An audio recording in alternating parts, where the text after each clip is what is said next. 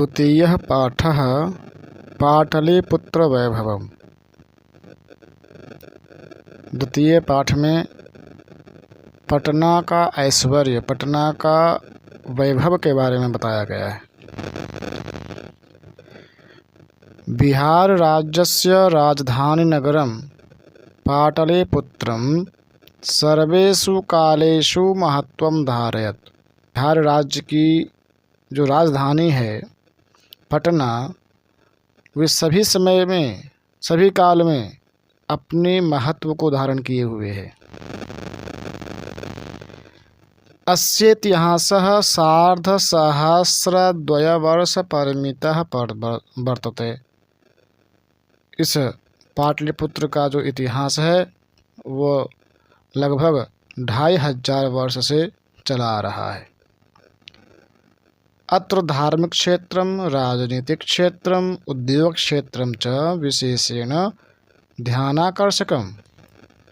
यहाँ की जो धार्मिक क्षेत्र हैं, राजनीतिक क्षेत्र है, उद्योग क्षेत्र है, ये सभी जो विशेष रूप से ध्यान आकर्षित करने वाली जगहें हैं।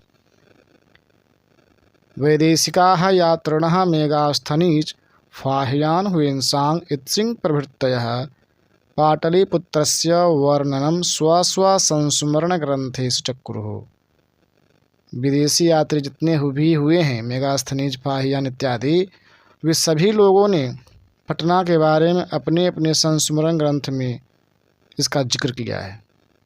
पाठेस्मिन् पाटलिपुत्र वैभवस्य सामान्य परिचयो वर्तते। इस पाठ में पटना के बारे में सामान्य सा परिचय दिया गया है। प्राचीनेषु भारतीयेषु नगरेषु अन्यतमं पाटलिपुत्रम् अनुगंगम वसद विचित्रम महानगरम बभूव।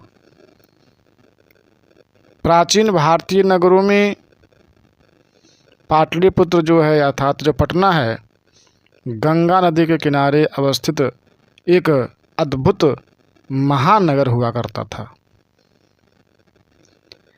तद विषये दामोदर गुप्तो नाम कविः कुट्टनीमताख्ये काव्ये कथयति।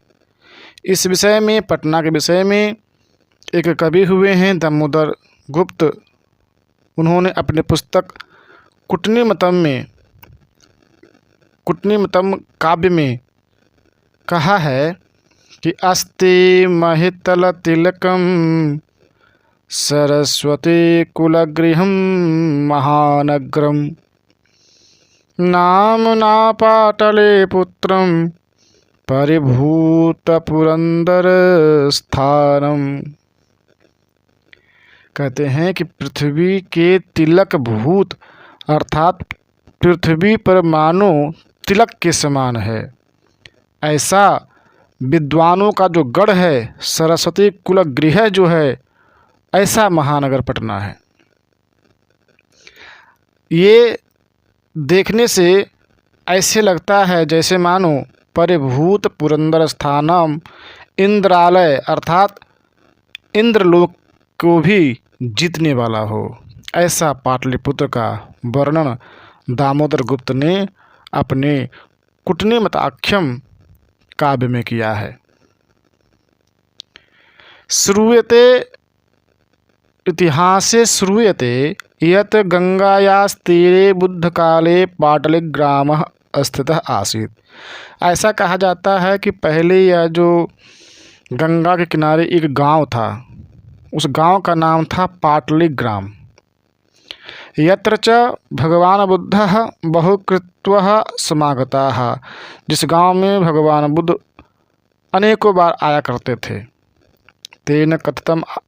तेन कथितम आसीत् यद ग्रामोयम महानगरम भविष्यति। उन्हीं महात्मा बुद्ध ने कहा था कि ये जो गांव है पाटलिपुत्र, ये बहुत बड़ा नगर बनेगा। किंतु कलहस्य अग्निदाहस्य जलपूरस्य च भयात् सर्वदा क्रांतः भविष्यति। महानगर तो होगा, किंतु कलह अर्थात झगड़ों का घर, अग्निदाह अर्थात अग्नि इत्यादि से यहाँ भय व्याप्त रहेगा, जलपूर अर्थात बाढ़ इत्यादि भी यहाँ हमेशा आया करेगा, इसलिए यह सर्वदा आक्रांत रहेगा।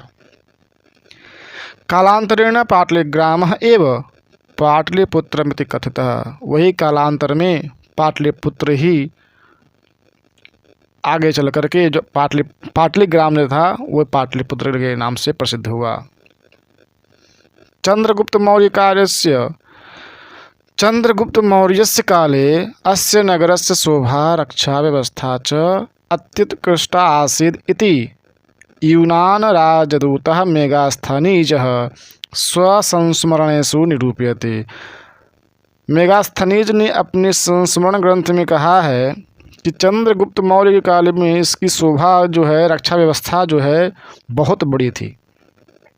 अस्य नगरस्य वैभवं प्रियदर्शिनः अशोकस्य समय सुतराम समृद्धः। इस नगर की जो महिमा है, इस पाटलिग्राम की जो महिमा है, पाटलिपुत्र की जो महिमा है, प्रियदर्शन अशोक के समय में बहुत समृद्धि को प्राप्त हुआ। बहुकालं पाटलिपुत्रस्य प्राचीना सरस्वती परंपरा प्रावर्तत इति राजशेखरः स्वकाव्यमीमांसा नामके कवि शिक्षा प्रमुखे ग्रंथे सादरं स्मरति। बहुत समय के बाद पाटलिपुत्र के जो प्राचीन परंपरा रहा है उसमें से एक राजशेखर कवि हुए जिन्होंने अपने काव्य मीमांसा में इस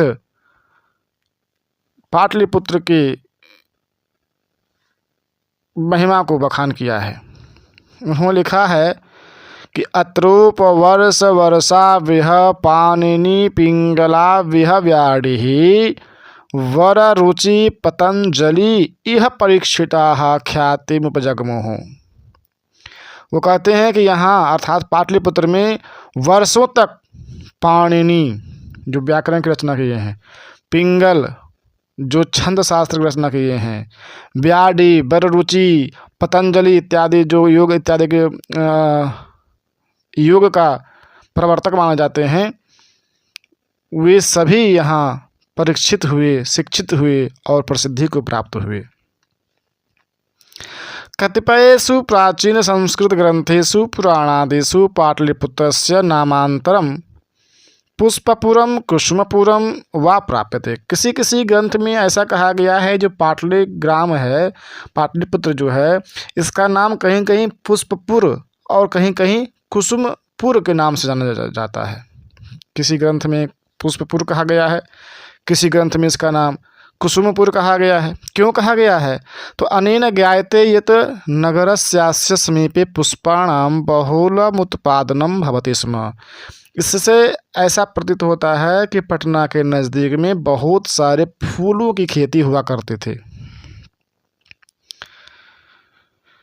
पाटलिपुत्रमिति शब्दोऽपि पाटलपुष्पाणां पुत्तलिका रचनामाश्रित्य प्रचलितः। पाटलिपुत्र जो है, पाटल का मतलब होता है गुलाब, पाटल का मतलब गुलाब होता है, इसीलिए बोलते हैं कि इसका नाम से ही पता चलता है कि ये पुष्प के नाम से प्रसिद्ध हुआ है। शरत्काले नगरेस्मिन् कौमुदी महोत्सवः इति महान् समारोहः गुप्तवंश शासनकाले अतीव प्रचलितः। शरद ऋतु में पटना में कौमुदी महोत्सव हुआ करता था, जो कि गुप्त वंश के शासन काल में हुआ करता था। तत्र सर्वे जनाः आनंदमग्नाः अभूवन्। सम्प्रति दुर्गा पूजावसरे तादृशः एव समारोहः दृश्यते। अभी आजकल जो है उसी शरद ऋतु के समय में दुर्गा पूजा के नाम से प्रसिद्ध आज भी समारोह हुआ करता है। कालचक्रवशात् यद्यपि मध्यकाले पाटलिपुत्रं वर्षसहस्रपरिमितं जीर्णताम् अभूत। कहते हैं समय परिवर्तन के कारण यद्यपि मध्यकाल में पाटलिपुत्र 1000 वर्ष तक लगभग जीर्णता अर्थात पुराने इत्यादि का जीर्णता अर्थात श्रीहीनता में रहा। संकेतः अनेकेषु तस्य संकेतः अनेकेषु साहित्य ग्रंथेषु मुद्रा राक्षसादिषु लभ्यते। जिसका संकेत अनेक साहित्यिक ग्रंथों में, मुद्रा राक्षस इत्यादि ग्रंथों में भी मिलता है। मुगल शासन काले, मुगल वंश काले अस्य नगरस्य समुद्धारो जातः। मुगल वंश के शासनकाल में इस नगर का पुनरुद्धार हुआ और आंग्ल शासनकाले च पाटलिपुत्रस्य सुतरां विकास हो जाता है। अंग्रेजों के समय में पटना का बहुत विकास हुआ है। नगरमिदं मध्यकाले एव पटनेति नामना प्रसिद्धिम अगात। कहते हैं कि मध्यकाल में ही इस नगर का नाम पटना प्रसिद्ध हो गया था। यह पटनेति नामना प्रसिद्धिम अगात, मतलब पटन देवी के नाम से इस नगर का नाम पटना हो गया। अयं च शब्दः पत्तनमिति शब्दात् निर्गतः।